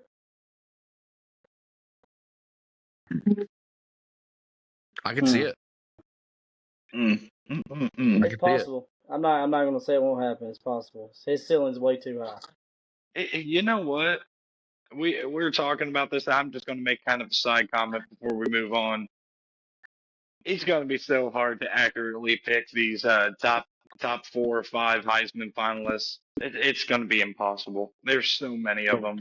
Like So much you got talent. 3 to 4 really good contenders in the Big Ten, and that's not even discussing any dark horses to it. So, Yeah, I mean, you got Marsh going over there to Indiana, who I think is about to have an electric year, if I'm being entirely honest with you guys. It's definitely going to be an interesting year of football. I think, obviously, we know as football fans, it's the Big Ten is the best conference in all of football, and then it's the Pac-12, and then it's the ACC, and then it's the SEC because it just means less in the SEC. Got the American. Yeah, and the MAC and the Mountain West, to be honest with you. SEC, bottom of the barrel, all right, especially all right, Alabama. all right. No, North Dakota State's better than Alabama anyway. Look at their trophy Okay, case. in all we seriousness, want people to listen to this when it comes to podcast, the Big not Ten, troll. I know. And listen, hey, you're the one who said I bring in comedic relief. I got to do it at some point. I've had to sit here and talk about Ohio State and their players more times than I probably have all fucking years. So consider that a gift and a chore. Appreciate it. We know when it comes to the we know when it comes to the Big Ten and the SEC. That is going to be your most competitive conferences in football every single year. We know the Big Ten over the last couple of years, they've been the top dog. No disrespect to the SEC, as the SEC is a dominant conference. I'm not saying they're not. I know there's going to be people who jump on here and they're like, SEC is better. I'm not doing the debate. The Big Ten has reigned supreme for 3 years. Those 2 conferences have ran college football. And when we're talking about the Big Ten right now, I really do genuinely think the floor is wide open. I think between Indiana, Oregon, and Ohio State, I do think those are the best teams. but it wouldn't be a shock value for me at all if any of those teams make a run. And then you mentioned it, John, USC, the defense turning around, make a run defensively. You're probably talking about a deep contender in USC. Michigan is the what if. Michigan is the biggest what if for me. What if Whittingham is that coach? What if Bryce takes the next step forward? What if they get the receiving core doing what they need to do? If those things happen, they're a contender. I don't think they're a national championship contender, but they're a playoff contender. When you talk about the overall Big Ten, I'm just excited to see how this is going to play out because there are a lot of teams that I'm looking at right now going, they could shock people. Like I said, and Yep. Iowa and USC are Yep. two of them. Like, it'd be some shit, but I could totally realistically, and I'm not going to say realistically, but I could totally, would it shock me 100% if some crazy shit happened and ended up being fucking Iowa and USC in the Big Ten championship game? No, it would not shock me at all. Iowa played competitive with Oregon and Penn State and Indiana last year. They've done it every single year. It wouldn't shock me if Iowa turned around and somehow that quarterback took a step forward with a new quarterback situation and they were a 10-win team. Ohio State's schedule, when you look at Ohio State, are they one of the best teams in college football? I hate saying it, but genuinely, yes, they usually are. You got Michigan, you've got Texas, you've got some hard games. You've got a really difficult schedule in front of you. It's very easy that Ohio State, it's very easy to look at and say any given Saturday, Ohio State could drop 3 games. And just like that, we're looking at Ohio State going, okay, they're trying to catch up. And Oregon, tough games. And it's not like last year that team was miles ahead. I do think they're better this year. I think they were great last year, but they had battles all year last year with teams. The Big Ten Yep. was competitive. And so when we're looking at it as a whole, I think there's a lot of teams that can contest in the Big Ten, but I think on paper, I think we've nailed it. I think your big 3 are Indiana, Oregon, and Ohio State. But with the NIL era and what we've seen in college football over the last couple of years, we don't fucking That's know what's very going to happen. true. That's very true. All right, let's wrap this up. My phone's going to die. Well, we've hit on everything. We've hit on our Big Ten championship. Here's the thing. I have Oregon, Ohio State. I have Oregon going 12-0 in the regular season and Ohio State going 11-1 in the regular season with their loss to be in Oregon. I do like Oregon a little bit better than Ohio State. I'm very confident on Oregon. I'm talked so highly of them, I'm convinced myself that I might be a closeted Oregon fan. But I have Ohio State winning that Big Ten championship, even though they lose to Oregon in the regular season. And the reason being, if we look at history, and I can just speak for history as an Alabama fan, in 2011, in the BCS era, LSU beat Alabama 9-6. Neither one of them hardly crossed the 50-yard line. If you haven't seen the game, it's a great game. Go watch it. I'm seeing it. Then that y'all went at it in the championship And that we year won. too, right? And Alabama ended up beating And we them. won Yeah, 0. that's right. That was a great game. And then Yeah. in 2021, Generally, when you're talking, I know where we you're beat going with Georgia. this. It's a rematch theory, man. Hey, we beat Georgia in the SEC championship in 2021, 41-24, and the Natty, they beat us 33-18. It's a real thing. And Ryan Day, Happened Well, last year. You guys beat Georgia on the road, and Georgia took it to you in the SEC championship. Rematches Oklahoma beat us in the usually regular go season. the way of the opponent, but that's when they're equal. Remember, so if you believe that those teams are pretty close to each other, because there are examples like BYU and Texas Tech last year, where one team was superior to the other, and it didn't matter how many times they played. The odds of were Texas Tech was going to win both those games. Yeah. Yeah, you're right. We have 2 examples. I was an Alabama fan. I had 2 examples from last year. I didn't have to dig that far back. I have Oklahoma and Georgia. Yeah, that's true. Yeah. I mean, I'll be honest with you, and I hate saying this. Ohio State hasn't won a Big Ten championship in 6 years. Michigan. COVID. Michigan, Oregon, Indiana. 5 years, right? COVID. Yeah. So, So yeah. that was the last That's one. the last time Alabama won a Natty. I think, yeah. Who was the team This that they isn't beat? about Alabama. Wait, Shut up about No, Alabama. wait, Colin. Hold on, Colin. I need to hear this real quick. Who was it that they beat? Ohio State. Northwestern. Oh, yeah. No, Ohio State. Yep, that's Oh, you're right. talking. I See, thought you were asking about Ohio State's Big Ten I want to be championship game. honest. Yeah, Colin, I'm going to be honest, man. See, I don't know how it really feels to lose to Alabama. I can't relate. Especially All you gotta as do of is recent. just take yourself to a younger version of yourself and rewatch that game that Denard I don't Robinson want played in to. 2012. 2012. It's been a I don't long want time. to. I don't want to do that. I'm good, bro. I remember The that last ass time, whooping that 3 we times got. we've played Michigan in something major, we've lost. Sweet 16, Yeah. playoffs, bowl Mm, game, we lost all mm, 3. mm, mm. Yep. Y'all Well, did give us the best run in basketball out of that championship Thank run, you, but this thank is you. football, Hey, I'm glad and you said I'm that. gonna. Thank you. outside of UConn, Yeah. Well, listen, UConn, Colin. I gotta give my pick, and I hate to say it. I do hate to say this. I do think it's Ohio State. I think Ohio State finally gets the Big Ten championship. ooh, I do think Dante will be, as I said, I think he will be the player of the year. I think he'll be a Heisman finalist. But Ohio State is so fucking talented at every position, and when you look at them, you can't say that they don't have a top 10, arguably a top 5 at every position on the field.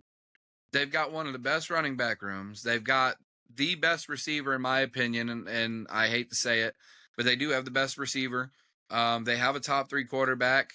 I don't care what anyone says. You look at the defense. Yes, they lost a lot of key pieces on defense. We know that, but let's be real.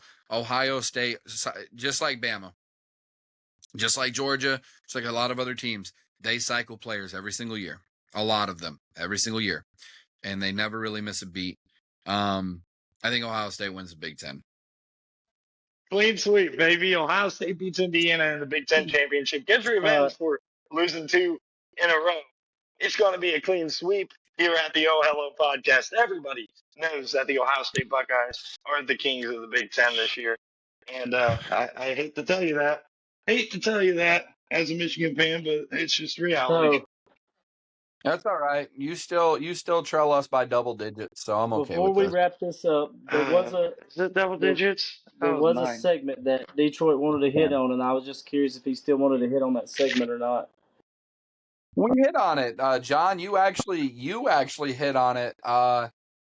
You actually made me bring it up because you hit on Iowa, but I wanted to say, what is your what Yeah. if? Because I think we all have a what if, and my what if scenario is, what if Iowa figures out that quarterback situation this year? Can Iowa be a legitimate contender in the Big Ten and potentially a playoff run? And I was going to ask you boys, Big Ten, what is your what if for the Big Ten? You know, What if UCLA and Bob Chesney catch lightning in a bottle like Kurt Signetti did? I, Then every team ever is going to start looking at LMU for a new I coach. think Billy Napier's next up. Go ahead, John. I like both of those what ifs. You know, I'm more so out of both of them. The one I think more likely to happen is UCLA and Bob Chesney catching lightning in the bottle. I already do have them going. I think it was 8-4, 9-3. I'm very high on Bob Chesney. Matter of fact, I'm very high on anybody that comes out of JMU. Sunbelt Billy is going to do what he does in the Sunbelt, and that'll be a group of 6 episode. But Billy Napier will get another chance at a Power 4 program and may be successful at it. With that being said, if y'all have nothing else, do you have something to add? No, John, I was actually going to say, I think your big what if was the opposite of mine with the USC and defense. Yeah. So it was like, because we already touched on that as well. The only thing I have to add is thanks again, man. I had a great time. We're 2 hours in. It doesn't feel like it's been 2 hours. I know when you love football, you love something that much, you can talk about it forever. Yeah. I just appreciate the time. Again, I'd love to come up, have more conversations with you guys, especially, I don't know if you guys have already done the SEC this is episode. The first conference I'd like to be there for that. Okay. So I definitely would like to be a part of that. I'll be real with you when it comes to talking later, about for sure. back and stuff. I'm not big on it, but I appreciate it, and yeah, I would definitely. I'd like to make more appearances on the Yes, show. sir. I've had a good time with this today. And we enjoyed having you, Detroit. I hope he was entertaining for everybody watching as he was us. I think this is safe to say this is the longest episode in Oh Hello Sports Podcast history, and the second one is not even close. But it's been really good. I've enjoyed every minute of it. And with that being said, I should have said in the beginning of the episode, but if you haven't subscribed, please subscribe to us on Spotify and YouTube. We don't get paid for it. It just helps us out a lot. It helps push us our brand out there and get to where we're wanting to get. Also, Colin's got his own football show on YouTube called the Bosch CFB Show. Yep. Yep. Okay. Yeah. Bosch CFB Show. I almost butchered it, Yep. but and Detroit has a TikTok that I don't know what else he's doing, but I know he has a TikTok. Detroit's finest. Great content. You can get a few laughs out of it too, but you'll always walk out of his content knowing more than what you did when you came in. Follow us on our social medias. We have a Oh Hello TikTok, Facebook, Instagram, and an X. We're working on getting more content to those pages, more clips for y'all, and that'll be it. Toodles. Oh, bye.